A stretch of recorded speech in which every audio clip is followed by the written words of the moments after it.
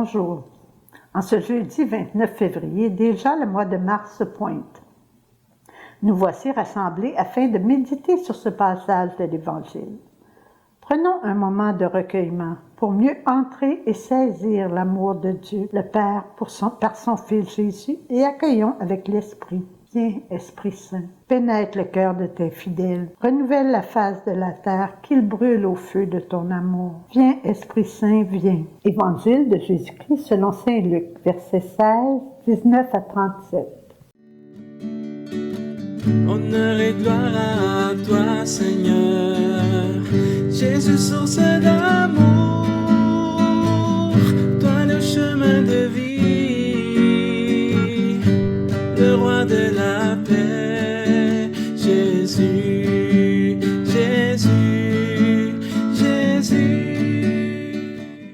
En ce temps-là, Jésus disait aux pharisiens, il y avait un homme riche vêtu de pourpre et de lin fin, qui faisait chaque jour des festins somptueux.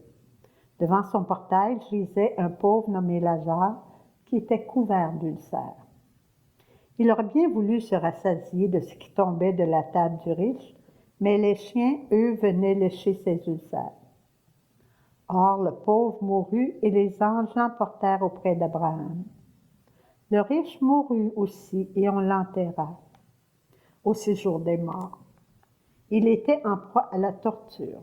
Levant les yeux, il vit Abraham de loin et Lazare tout près de lui.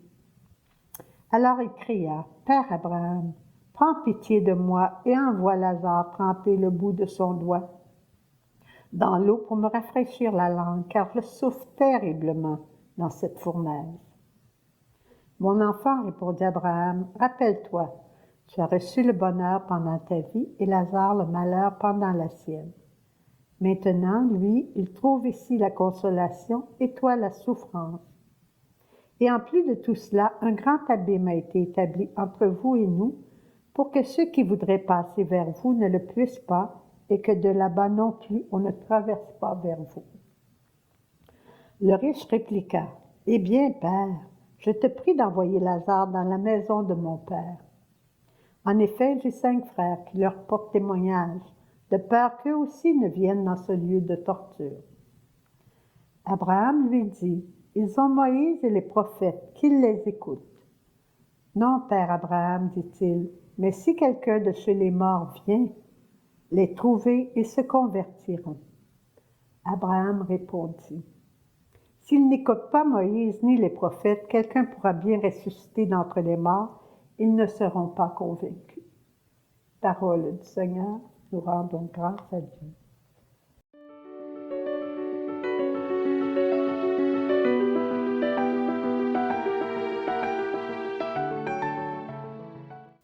Dans ce passage de l'Évangile, quelle est la question?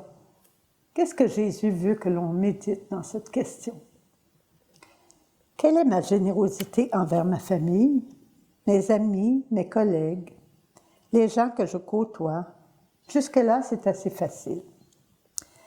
Allons vers ceux que j'ai plus de la misère. Suis-je prête à leur faire une place dans mon cœur, à m'intéresser à ce qu'ils vivent, à voir leur détresse, leur misère, à faire un bout de chemin avec eux, les enfants que Dieu aime, ceux qu'il place sur ma route? Ce n'est pas toujours de l'argent que ces personnes ont besoin. Elles ont besoin d'un bonjour, un sourire, une parole d'encouragement, une visite si possible. Tant de moyens sont possibles pour qu'ils puissent réaliser qu'ils ont un Père bienveillant, qui ont du prix aux yeux de Dieu et qui les aime. Cet homme riche qui a beaucoup, son cœur s'est endurci. Il ne pense qu'à lui. Il ne voit pas la misère autour de lui. Sauf quand il meurt, il souffre terriblement. Son cœur se purifie et il pense à ses frères, qu'il ne voudrait pas voir souffrir, mais se convertir. Son cœur est transformé. C'est souvent à travers la souffrance, la maladie, la perte d'un ami, d'un emploi ou toute autre épreuve que notre cœur à nous est plus ouvert aux autres. Ça prend une décision, une ouverture et l'aide de l'Esprit Saint de se laisser guider pour venir en aide à ses bien-aimés. On voit l'entraide et la générosité des gens lors d'une catastrophe. C'est bien visible. Mais sur la route de nos vies, il y a des personnes qui ont besoin de notre générosité, de notre sourire, de notre amour.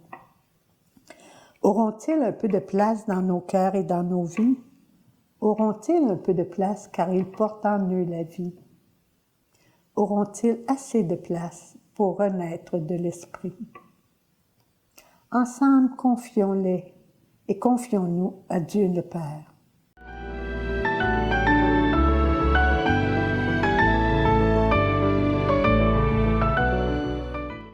Notre Père qui es aux cieux, que votre nom soit sanctifié, que votre règne vienne, que votre volonté soit faite sur la terre comme au ciel. Donne-nous aujourd'hui notre pain de ce jour. Pardonne-nous nos offenses, comme nous pardonnons aussi à ceux qui nous ont offensés. Et ne nous laisse pas entrer en tentation, mais délivre-nous du mal. Je vous souhaite une bonne continuité du carême pour un nouvel éveil à la résurrection de Jésus. Posons-nous cette question. Que ferait Jésus à ma place? Et accueillons sa bénédiction. Au nom du Père, du Fils et du Saint-Esprit. Amen.